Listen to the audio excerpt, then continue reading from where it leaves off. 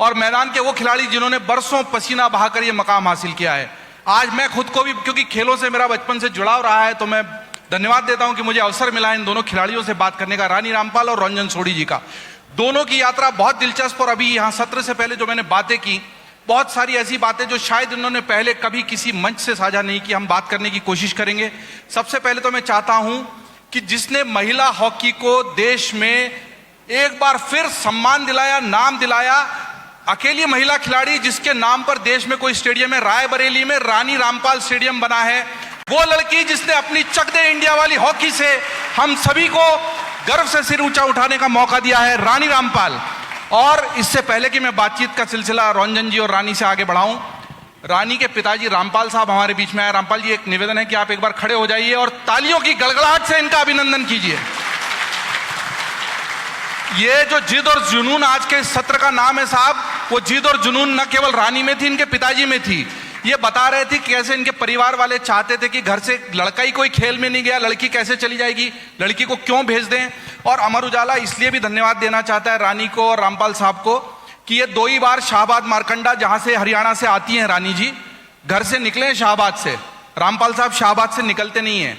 एक बार, पहली बार तब निकले थे जब उनकी बच्ची को पद्मश्री मिला था और राष्ट्रपति भवन गए थे, और दूसरी बार आज देहरादून आए हैं शाहबाद से निकलकर अमर उजाला के संवाद में।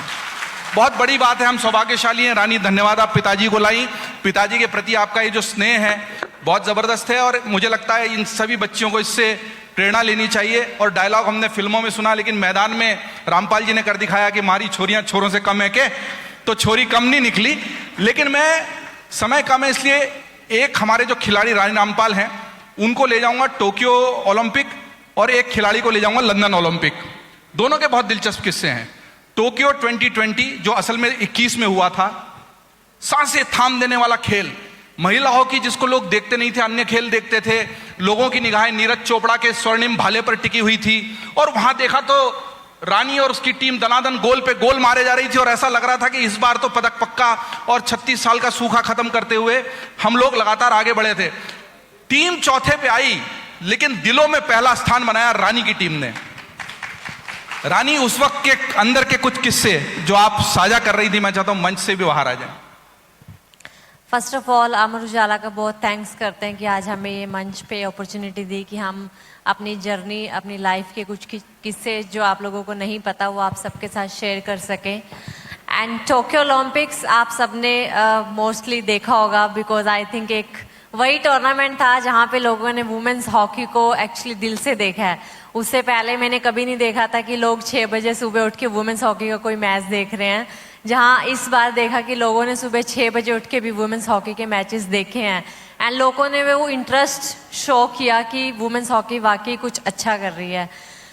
यस, हम लोग फर्स्ट 3 मैच खेले, हॉलैंड, जर्मनी एंड इंग्लैंड के साथ। हम तीनों मैच लूज कर गए थे पूल में, एंड जहाँ से सबकी उम्मीदें खत्म हो चुकी थी कि अब वुमेन्स हॉकी ऑलमोस्ट बाहर हो चुकी है ओलंपिक गेम से। बट हमें पता था, यस, हमारे पहले 2 गेम्स बहुत टफ थे। हमें जाने से पहले भी पता था कि वो ओपोनेंट्स, हॉलैंड लास्ट 20 ईयर से नंबर 1 है वर्ल्ड में। बहुत ट्राई किए हमने उनके साथ फर्स्ट हाफ में 1-1 खेलने की, 1-1 खेले भी उनके साथ सेकेंड हाफ में, but that's why they are best कि हमें उन्होंने 5-1 से बीट किया। बट लेकिन जो लास्ट पूल के 2 गेम्स थे हमारे, आयरलैंड और साउथ अफ्रीका के साथ, हमें पता था कि हम वो दोनों गेम्स जीत सकते हैं। हमारे पास स्टिल क्वार्टर फाइनल में जाने के लिए चांस हम क्रिएट कर सकते हैं अपना, और हमने वो होप नहीं छोड़ी 3 मैचेस के बाद, जब सारी कंट्री था, आप घर में रह रहे हो इमोशनली, वैसे हम फैमिली से बहुत दूर रहते थे बेंगलोर में। बट लेकिन जब वो दोनों match south Africa and Ireland के साथ हम जीते, क्वार्टर्स में पहुंचे, तो लोगों को थोड़ा इंटरेस्ट आने लगा कि वुमेन्स हॉकी क्वार्टर्स में पहुंची है। फिर क्वार्टर ऑस्ट्रेलिया के साथ था, तो सबको लगा कि पता नहीं, ऑस्ट्रेलिया बहुत स्ट्रॉन्ग टीम है तो मुश्किल है। ऑफ कोर्स ओलंपिक्स में हर टीम स्ट्रॉन्ग होती है क्योंकि हर एथलीट वहाँ पे 4 साल काम करके जाता है। लेकिन जब ऑस्ट्रेलिया के साथ खेले, ऑस्ट्रेलिया अपने पूल में टॉप करके आया था, 5 के 5 मैच पूल में जीत के आया था। सो हमें ये था कि प्रेशर उनके ऊपर ज़्यादा है, हमारे ऊपर कम है, क्योंकि वो टॉप करके आए हैं। हमारे से तो वैसे भी किसी को उम्मीद नहीं है कोई भी ना कि हम कुछ करेंगे, लेकिन ऑस्ट्रेलिया से सबको था कि ऑस्ट्रेलिया तो जीतेगा डेफिनेटली। तो मेरा था कि देखो, हमारे पास लूज करने के लिए कुछ नहीं है, लेकिन उनके पास बहुत कुछ है क्योंकि वो टॉप करके आ रहे हैं। हम ऑल आउट तो खेल सकते हैं जाके, हम पहले क्यों सोच के खेलें कि वो बहुत स्ट्रॉन्ग टीम है। देखेंगे बाद में जो होगा, लेकिन जिस चीज़ के लिए ट्रेन करके आए हैं वो चीज़ हमें डेफिनेटली करनी है और एवरी सेकंड हमें फाइट करनी है लास्ट 60 मिनट तक ना। और वही हमने किया कि हमने फर्स्ट क्वार्टर में ऑस्ट्रेलिया पे प्लेंटी कॉर्नर से गोल किया। उसके बाद जो टीम का मोराल बूस्ट हुआ कि हमें ये लीड को कैसे मेंटेन करना है। एंड क्वार्टर के बाद एक सेकंड टूर्नामेंट वैसे ही शुरू हो जाता है, सेमी, जहाँ पे आपको लगता है कि आप टॉप 4 में हो वर्ल्ड के ना, आप मेडल के लिए खेल रहे हो अभी, वहाँ आप वैसे फुल अपनी जी जान लगाते हो। सेमी में हमने अर्जेंटीना से 2-1 से लूज़ किया, लेकिन ब्रॉन्ज मेडल गेम काफ़ी इंटरेस्टिंग था कि हम 3-3 ड्रॉ खेल रहे थे ग्रेट ब्रिटेन के साथ, लेकिन लास्ट मिनट्स में हमने 4-3 से लूज़ किया। कंट्री में वापस आने के बाद जो हमें रिस्पेक्ट कंट्री से मिली, लोगों से मिली, जो एक ओलंपिक गोल्ड मेडलिस्ट को मिली थी, क्योंकि हमें प्राइम मिनिस्टर ने भी उस टाइम पे यही बोला जब हमारी टीम बहुत रो रही थी कि आप लोगों ने ओलंपिक गेम्स हारी नहीं है, आप लोगों ने लोगों के दिल जीते हैं, उन लड़कियों को इंस्पायर किया जो शायद कभी हॉकी खेलने के लिए सोचती भी नहीं है। और उसी शायद कोविड के टाइम पे हम वही सोच के काम कर रहे थे कि हमें कुछ ऐसा करना है जिससे लड़कियों के लिए कुछ चेंज हो सके। और ये बिल्कुल सच बात है, जैसा आपने कहा कि हम बहुत सारे खेल देखने के लिए सुबह जागते थे, लेकिन हमारे दोस्तों के व्हाट्सएप मैसेज में भी आने लगा था कि भाई कल मैच देखना है, अरे अपनी लड़कियां जीतने वाली देखना है। तो आपने वो गर्व का मौका दिया। रंजन भाई, जल्दी से आपके पास आऊँगा, आपकी भी यात्रा बड़ी दिलचस्प है और आप जहाँ गए वहाँ पर आपने जोरदार काम किया प्रबंधन में, लेकिन खेल का सिलसिला आपका ऐसा जबरदस्त रहा कि निशाना हमेशा बिल्कुल अचूक रहा, सही जगह पे लगा, आपको सारे मेडल मिले, आप सबसे लंबे समय तक भारत के नंबर 1 रहने वाले प्लेयर बने, निशानेबाज बने, 3 वर्ल्ड रिकॉर्ड आपके नाम पे हैं, लेकिन एक कसक भी आपके दिल में है, लंदन ओलंपिक वाली एक टीस है कि बस मेडल सामने था निगाहों के। एक नियम आया था लंदन ओलंपिक के पहले, मैं आपको बता दूं कि ऐसा था कि जब निशानेबाजी चल रही होगी कोई आवाज नहीं हो सकती, कोई शोर नहीं हो सकता, दर्शकों में से कोई आवाज नहीं आ सकती, वरना वो राउंड फिर से होता था। उसी वक्त ये नियम आया था कि कोई शोर हो सकता है। माना यह गया कि शायद जो रंजन भाई, जिनका निशाना अचूक, जिनका डबल ट्रैप का बिल्कुल निशाना ऐसा लगा कि कई स्वर्ण अन्य खेलों में, एशियन में, कॉमनवेल्थ में झोली में आए, लेकिन ओलंपिक की ख्वाहिश होती है, क्योंकि 2 ही इंडिविजुअल गोल्ड आए हैं, अभिनव बिंद्रा का एक आया है, एक नीरज चोपड़ा का आया है, एक इंडिविजुअल पदक और अच्छा आ सकता था, लेकिन कुछ कदम की दूरी पे सफलता रह गई। रंजन भाई, पहले तो मैं ये बोलना चाहूँगा कि जो ओलंपिक स्पोर्ट्स है बहुत डिफिकल्ट होता है, इट्स नॉट लाइक क्रिकेट, आज आप हार गए, कल दोबारा एक अलग मैच हो जाएगा, अलग सीरीज हो जाएगी। यहाँ पे 4 साल में एक मौका मिलता है जहाँ 3 मेडल हैं, गोल्ड, सिल्वर, ब्रॉन्ज। और क्रिकेटर्स का तो ऐसा है कि आज अगर वो हार भी गए तो दूसरी मैच खेलेंगे, जीत जाएंगे, हार जाएंगे, दोबारा लोग भूल जाते हैं। अगर हमारे पास गोल्ड ना हो, सिल्वर ना हो, ब्रॉन्ज ना हो तो ओलंपिक्स में तो कुछ नहीं है, 4th को कोई नहीं पूछता। क्रिकेट में ऐसा है कि अगर रिटायर भी हो जाओ आपको मैच मिल जाता है। अब तो ऐसा है कि जो माली हैं उनकी नौकरी भी खतरे में है, वो घास भी बता देते हैं ये घास ऐसा है, ये मिट्टी ऐसी है, तो कमेंटेटर बन जाते हैं। So it's very difficult so मेरे साथ ऐसा हुआ था, आपको बताता हूँ, मैंने किस्सा किसी को बताया नहीं, आपको लंच के टाइम मैंने थोड़ा सा जिक्र किया था। जब मेरा कंपटीशन था, मैं लीड कर रहा था in the first round, I was leading, 3 round का कंपटीशन होता है। व्हेन आई वाज लीडिंग, वहाँ पे खेल मंत्री आए, तो हम जहाँ बैठते हैं वहाँ किसी को अलाउड नहीं होता आना, only other than the coaches and the athletes तो खेल मंत्री ने बोला कि मेरे को रंजन से मिलना है during the middle of my competition. तो मेरे जो कोच थे वो आए कि वो मिलना चाह रहे हैं, बारिश हो रही थी, मैंने कहा मैं नहीं जाऊँगा। वो चले गए, दोबारा आए कि मैं मिलना चाहूँगा रंजन से, मैं जा रहा हूँ किसी और मैच देखने के लिए। मैं उनको जाने दो, तो कहते नहीं 1 मिनट मिलना चाहूँगा। तो ज़्यादा इंसिस्ट किया तो मैं चला गया, जाना नहीं चाहिए था मेरे को, मेरी गलती रही। जब मैं गया I went outside the protocol जो भी होता है, वहाँ चला गया, वहाँ मीडिया थी, तो वहाँ मीडिया में ज़ोर ज़ोर के किसी ने बोला कि ओबी वैन भेजिए अभी रंजन के घर पे, उसके विलेज में भेजिए, मेडल पक्का आज। So shooting is a very mental sport and I could not recover because I knew I was leading, मेरे को पता था, बट ये नहीं पता था कि कि अभी वहाँ ओबी वैन भेजिए, मीडिया का प्रेशर, 10 किस्म के प्रेशर्स होते हैं। सो एक खामी रहेगी जो I can't because I left shooting at the moment, so आप दोबारा आ नहीं सकते, बट वो हमेशा रहेगा, जहन में रहेगा कि ओलंपिक मेडल नहीं रहा। बट इंडिया के अंदर यही है कि ओलंपिक मेडल नहीं है तो आपके पास कुछ नहीं है। आप कह रहे हैं वर्ल्ड नंबर 1, वर्ल्ड चैंपियनशिप, ये वो सब जीता, एशियन गेम्स, कॉमनवेल्थ गेम्स सब जीत लिया, पर ओलंपिक मेडल नहीं है। एक सपना होता है, क्योंकि देखिए अगर हॉकी टीम के शुरुआत के जो गोल्ड मेडल थे ध्यानचंद जी के, और आपको जो खेल रत्न मिला वो भी अब ध्यानचंद जी के नाम से हो गया है, तो इसलिए उसका महत्व होता है। और हमको लगता है दुनिया के हमसे बहुत छोटे देश अगर इतना जीत सकते हैं तो हम 130 करोड़ वाले लोग क्यों नहीं जीत सकते। हम बात कर रहे हैं स्वर्णिम शताब्दी की, तो अगले 25 सालों में खेलों के भविष्य पे भी बात करूंगा। लेकिन फिर से रानी आपके पास आता हूं, शाहबाद मारकंडा, जहां पर महिला हॉकी के लिए एक विशेष काम हुआ है। आपके कोच बलदेव भाई, अभूतपूर्व योगदान उनका। अगर उन्होंने इस तरह की कोचिंग नहीं की होती, इस तरह का मोटिवेशन नहीं होता, तो शायद इस तरह की महिला खिलाड़ी नहीं निकल सकती।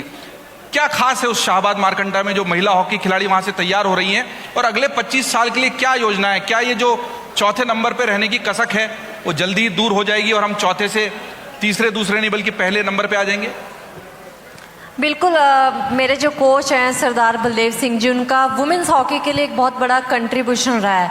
सो आई थिंक अगर आप कभी उनके बारे में पढ़ोगे तो आपको पता लगेगा कि एक छोटे से कस्बे से, शाहबाद मारकंडा से, अबव 70 गर्ल्स इंडिया को रिप्रेजेंट कर चुकी हैं। तो एक बहुत बड़ी अचीवमेंट है उस छोटे से गांव की। एक्चुअली जहाँ पे उन्होंने हॉकी शुरू की थी श्री गुरु नानक गर्ल्स प्रीतम स्कूल में, वो पंजाबी स्कूल था। तो वहाँ पे क्या था कि लड़कियों का स्कूल था, तो लड़कियों को कंपलसरी था कि सिर पे दुपट्टा लेके रखना है स्कूल में ना। अगर गलती से किसी का सिर से दुपट्टा उतर जाता था तो वहाँ पे थप्पड़ लगाते थे कि इस दुपट्टा कैसे उतर गया सिर से ना। तो वो बेसिकली है लुधियाना से थे, लेकिन उनको था कि मुझे हरियाणा में काम करना है, क्योंकि हरियाणा में लड़कियों के ऊपर इतना ध्यान नहीं दिया जाता था कि लड़कियों को कभी स्पोर्ट्स के लिए इतना पहले इनकरेज नहीं करते थे, अभी तो करते हैं। लेकिन उनको था कि मुझे लड़कियों लिए कुछ करना है। तो जब उन्होंने मैनेजमेंट को एक बार बोला कि यहाँ पे हम कुछ ओलंपिक स्पोर्ट्स शुरू करते हैं जिससे बच्चों को कुछ फ़ायदा हो, तो हम हॉकी शुरू करते हैं। मैनेजमेंट ने बोला कि पॉसिबल ही नहीं होगा, यहाँ पे हम यहाँ लड़कियों को दुपट्टा नहीं उतारने देते, आप लड़कियों को शॉर्ट्स में खिलाने की बात कर रहे हो, शर्ट और शॉर्ट्स में खिलाने की बात कर रहे हो। तो सबसे बड़ा चैलेंज एक्चुअली उन्होंने फेस किया वो वहाँ पे ना। फिर उन्होंने धीरे धीरे शहर में, कस्बे में ना लोग ढूंढे कि कोई स्कूल मैनेजमेंट को कन्विंस कर पाए। तो उनको 1-2 लोग मिले वहाँ पे, एक मनमोहन सिंह जी थे, उनको मिले कि किसी तरह कन्विंस करो। कन्विंस किया। शुरू में उन्होंने सूट में हॉकी शुरू कराई वहाँ पे, धीरे धीरे लोअर टी शर्ट में हुई। फिर धीरे धीरे जब लड़कियाँ डिस्ट्रिक्ट जीतने लगी, स्टेट टूर्नामेंट जीतने लगी, नेशनल्स में जाने लगी, तो स्कूल को भी लगने लगा कि ये बच्चे कुछ अच्छा कर रहे हैं तो हमें कुछ सपोर्ट करनी चाहिए वहाँ पे ना। और जो उनका कंट्रीब्यूशन है वो तो मतलब वर्ड्स में एक्सप्लेन नहीं कर सकती। मैंने ऑलरेडी बता दिया, मोर देन 70 गर्ल्स इंडिया को रिप्रेजेंट कर चुकी हैं। ऑलमोस्ट 8 to 9 गर्ल्स वहाँ से कैप्टन रह चुकी हैं इंडिया की, एंड मोर देन 150 गर्ल्स जो आज सभी अलग अलग गवर्नमेंट डिपार्टमेंट्स में जॉब करती हैं, जो कभी अपनी फैमिली से 3 टाइम का खाना नहीं जिनको मिलता था, आज वो बहुत अच्छी फैमिलीज़ में रहते हैं, उनके बच्चे बहुत अच्छे स्कूल्स में पढ़ते हैं। सो उनकी कंट्रीब्यूशन बहुत ज़्यादा रही है, और शाहबाद जो हॉकी की देन है वो आज उनकी बदौलत ही है। तो बड़ी बात बोली आपने रानी, और इस तरह के संघर्षों से ही मुझे लगता है छोटी शुरुआत बड़ी सफलता की ओर ले जाती है। लेकिन फिर भी आपने इसमें एक संस्था का योगदान भी बताया। लेकिन रंजन भाई, जो मैं आपसे बात कर रहा था पहले भी, क्या आपको लगता है कि हमारे देश में अधिकतर सफलताएं जो आई हैं वो एक व्यक्तिगत निष्ठा, व्यक्तिगत संघर्ष और जिद और जुनून, जैसा कि हमारे इस सत्र का भी नाम है, और इसके पहले हम कैलाश जी को भी सुन रहे थे कि कुछ लोग बस जीवन जीते हैं और काम करते हैं, और कुछ लोग जुनून को जीते हैं, वो अपने जुनून को जी रहे हैं। आप दोनों ने भी अपने खेल के प्रति जो जुनून है उसको जिया। आपको लगता है कि भारत में जो खिलाड़ियों की सफलता है, इसमें संस्थागत योगदान ज़्यादा है या व्यक्तिगत जुनून का योगदान ज़्यादा है? देखिए, अभी तो काफ़ी कुछ चेंज हो गया है, सरकार से बहुत मदद मिल रही है, state government, central government, corporate. आप मीडिया भी देख लीजिए, मीडिया भी इतना कवर कर रहा है स्पोर्ट्स को, पहले नहीं था। I think sports is the only industry in the country which is actually growing in the last few years I have seen. मैं आपको थोड़ा अपने बारे में बताता हूँ। मैं छोटे से टाउन से बिलोंग करता हूँ, फिरोजपुर, इन पंजाब। तो कोई फैसिलिटी नहीं थी, कुछ भी नहीं था वहाँ पे। तो डैड ने मेरे को दिल्ली भेज दिया, मॉडर्न स्कूल बाराखंबा रोड में हॉस्टल में, वहाँ पढ़ाई करता था। तो पहले मैंने हॉकी से शुरू किया। हॉकी हमेशा पंजाब में बड़ी फेमस होती है, नॉट फॉर एनीथिंग एल्स। वो ना वहाँ शौक होता है लोगों को ना डंडा रखने का, तो डंडा की जगह मतलब स्टिक रख लेते थे। एक ही बात है, वो लेजिटिमेट हो जाता है, लाइसेंस मिल जाता है, तो वो स्टिक लेके घूमते थे। So then I started playing hockey initially, and then football, and also forth and so forth, and then horse riding शुरू करी. So there's an American guy, he told me, would you want to do horseback riding? So Americans, they don't say horse riding, they say horseback riding. So I told my father, listen, I want to do horseback riding. He said, I hope you're on the top of the horse, not behind the horse. So वो भी करा. उसके बाद shooting शुरू करी. तब कुछ facility नहीं होती थी, कुछ भी नहीं होता था. शूटिंग क्या है कि पंजाब में ना नेचुरली आती है. There is a gun culture. When I say gun culture is a good gun culture. आज भी पंजाब में जाओगे ना तो अगर किसी का अपना ਵਿਆਹ होना है तो वो पहला पूछता है कि मुंडे को ट्रैक्टर हैगा. तो कहता हाँ ठीक है. फिर पूछता है कि बंदूक का लाइसेंस हैगा. चलो जी रिश्ता हो गया. फिर ठीक है. हाँ ट्रैक्टर तो ये होना चाहिए और बंदूक होनी चाहिए. और ट्रैक्टर और बंदूक चाहिए पंजाब में अगर शादी करानी है. तो it's not about that. Mean not bad gun culture. अब जैसे लेडीज़ हैं उनको हार लेना है, ये लेना है, मुंदरियाँ लेनी है, तो मेन के लिए पंजाब में ट्रैक्टर और बंदूक ज़रूरी है. स्टेटस सिंबल भी हाँ, और थोड़ा बस. पैशन भी है. हाँ, तो कोई फैसिलिटी नहीं थी. कभी कभी जाते थे मज़े में चला लेते थे. बट अब आज देखिए इतना ज़्यादा सरकार ने आपको खेलो इंडिया देख लीजिए, खेलो इंडिया यूनिवर्सिटी देख लीजिए, हर जगह. And the amount of funding, the amount of camps that today the youngsters have, बहुत ज़्यादा सरकार स्पेंड कर रही है, कॉर्पोरेट स्पेंड कर रहे हैं. आप देख लीजिए हर कोई कॉर्पोरेट हाउस स्पॉन्सर कर रहा है. सो मैं समझता हूँ आने वाले समय में ये 2 मेडल आप जो कह रहे हो गोल्ड बहुत आएंगे. रानी, आपका भी मानना है कि ये संस्थागत भी है और व्यक्तिगत भी है, कि व्यक्तिगत ज्यादा है कि कोई अभिनव बिंद्रा के लिए शूटिंग रेंज बन गई, वो गोल्ड ले आया, नीरज चोपड़ा ने परिवार ने मदद की, पैसा लगाया, फिर बाद में संस्था भी आगे आई. आपको क्या लगता है? नहीं बिल्कुल, अभी जो रंजन पाजी ने बोला मैं बिल्कुल एग्री हूँ उस चीज़ से कि पहले इतनी फैसिलिटीज़ नहीं होती थी, लेकिन आज बहुत ज़्यादा फैसिलिटीज़ है बच्चों के लिए. लेकिन जो आपने बात बोली, देखो हमें ना गवर्नमेंट सपोर्ट कर सकती है, फंडिंग दे सकती है, इक्विपमेंट दे सकती है, लेकिन आपके अंदर ना अगर अपना व्यक्तिगत जुनून ही नहीं है ना तो वो फंडिंग भी कुछ नहीं करेगी, वो फैसिलिटीज़ कुछ नहीं करेगी. सो आई थिंक दोनों चीज़ें बहुत ज़रूरी है. अकेला जुनून है लेकिन आपके पास सोर्सेज नहीं है, वो भी हम काम नहीं कर सकते. लेकिन आजकल हम भी बहुत सारे लोगों को, बच्चों को भी देखते हैं कि कईयों के पास बहुत ज़्यादा सोर्सेज है लेकिन जुनून नहीं है ना, तो आप फिर वो अचीव नहीं कर पाते. जैसे पेरेंट्स के लिए हम बोलते हैं ना, पेरेंट्स अपने बच्चों के लिए सब कुछ करते हैं, उनको अच्छा खाना, अच्छा रहना, जितना वो बेस्ट कर सकते हैं करते हैं. लेकिन बीइंग अ स्पोर्ट्स पर्सन वो हमारे लिए ग्राउंड में जाके खेल नहीं सकते. उसके लिए हमारे खुद का जुनून चाहिए खेलने के लिए ना. आप हॉकी खिलाड़ी नहीं होती तो क्या होती? वो मैंने कभी सोचा नहीं एक्चुअली. नहीं होती तो एक्चुअली मैं ऑनेस्टली, मैं जैसी फैमिली से मैंने शुरू किया था, मैं हॉकी ना खेलती तो शायद मेरी 20-21 साल में शादी हो जाती, टू बी ऑनेस्ट. क्योंकि हमारी फैमिली को कोई इतना एजुकेटेड नहीं था, स्पोर्ट्स के लिए किसी का वो नहीं था. वहाँ पे हरियाणा में सब यही सोचते थे कि ठीक है एक बार 10th क्लास तक पढ़ लिया उसके बाद लड़की की शादी. क्योंकि रंजन भाई का तो मेरे को पता ही है, कॉमेडियन बनना चाहते थे. वैसे आप कॉमेडियन बनते तो फिर पॉलिटिक्स में जल्दी घुस जाते. नहीं, फिर मैं सुखना लेक के पास मेरा घर होता. तो अभी पॉलिटिक्स में जाने का कोई इरादा है? चर्चा तो चल रही है इस तरह की. अभी देखेंगे. ये डिप्लोमेटिक जवाब, मतलब पॉलिटिक्स की तैयारी शुरू हो गई है. नहीं, कई खिलाड़ी गए हैं पॉलिटिक्स में वैसे. अभी तो पंजाब पुलिस ही देख लें, वो भी बहुत है. हाँ, पंजाब की पॉलिटिक्स हॉट भी है. खैर ये खेल का सेशन, इसमें ज्यादा पॉलिटिक्स नहीं घुसाएंगे. और मेरे को इशारा भी मिल रहा है लगातार, क्योंकि एक सत्र इसके बाद और है और हमारे रक्षा मंत्री राजनाथ सिंह जी भी किसी वक्त आ सकते हैं. लेकिन आप दोनों से ये कि वो युवा, क्योंकि हमारा लाइव भी जा रहा है लगातार, आगे भी इसके वीडियो को बहुत लोग देखेंगे, क्या करना है खिलाड़ी बनने के लिए और क्या नहीं करना है? कैसे लोग रानी रामपाल बन सकते हैं, कैसे रंजन सोढ़ी बन सकते हैं? जबरदस्त रिकॉर्ड. एक खिलाड़ी तैयार करने में बहुत जबरदस्त पसीना बहाना पड़ता है. और हम उत्तराखंड में बैठे हैं जहां सेना और खिलाड़ी खूब मिले हैं देश को. तो वहां पर आप दोनों अपनी यात्रा से बहुत संक्षेप में, क्या है ऐसी वो चीज जो रानी रामपाल या रंजन सोढ़ी बनाती है? मैं आपको एक चीज़ बताऊंगा, इंग्लिश में बताऊंगा. So as a sports person मैं एक चीज़ सीखा हूँ. You should always be graceful about your defeat and be in high spirits whenever you lose. At the same time, be humble about your victory. And if you can do that, there's nothing that you cannot conquer. So जब आप जीतेंगे, be humble in your life. जीत और जुनून, जैसा कि हमारा सत्र है, वही जिताएगा.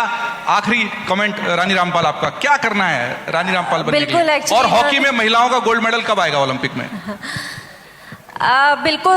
इन्होंने जो इंग्लिश में बोला, हमारे कोच एक्चुअली बचपन में हमें ये बोलते थे, सिखाते थे, कभी भी जो हार है वो दिल पे नहीं लगनी चाहिए और जो जीत है वो दिमाग में नहीं चढ़नी चाहिए. सो आई थिंक वो हमने बचपन से सीखा है कि कैसे एक टारगेट अचीव करके कि नेक्स्ट अचीव करना चाहिए. बीइंग अ स्पोर्ट्स पर्सन जो मैंने सीखा है कि लाइफ में ना हर किसी की लाइफ में प्रॉब्लम्स है, हर किसी के पास कोई ना कोई चैलेंज है। आप किसी भी लाइफ में किसी भी फेज पे पहुंच जाओ, लेकिन चैलेंज एवरी डे है लाइफ का ना, सबके डिफरेंट डिफरेंट चैलेंज है। लेकिन ना गिव अप नहीं करना चाहिए कभी लाइफ में ना, क्योंकि अगर गिव अप कर दिया ना तो बिलीव मी आपको उठाने वाला कोई भी नहीं है, आपको खुद ही उठना पड़ेगा। गिराने वाले शायद बहुत मिल जाएंगे, लेकिन उठाने वाले आप खुद ही हो अपने आप को ना। क्या बात है, बहुत अच्छी बात की। गिराने वाले बहुत मिलेंगे, उठाने वाला नहीं मिलेगा। गिरते हैं शह सवार ही मैदान जंग में, वो तिफल क्या लड़ेंगे जो घुटनों के बल चले। इसी बात के साथ आप दोनों को बहुत धन्यवाद हमारे अमर उजाला के संवाद में आने के लिए, और आप हमारे आने वाली पीढ़ी के खिलाड़ियों के लिए प्रेरणा बने और खिलाड़ी इस देश में तैयार हों, और स्वर्णिम शताब्दी की ओर बढ़ने वाला भारत बहुत सारे स्वर्ण पदकों से इस देश की झोली भर दे। इसी कामना के साथ आपको बहुत बहुत धन्यवाद। अमर उजाला अब आपके टीवी पर भी। अपने स्मार्ट टीवी पर YouTube पर सर्च करें अमर उजाला, चैनल सब्सक्राइब करें और देखें ताजा खबरें, वो भी HD क्वालिटी में। और हाँ, बेल आइकन दबाना ना भूलें ताकि हर खबर हो आपके घर। अमर उजाला, निष्पक्ष, निर्भीक, निरंतर।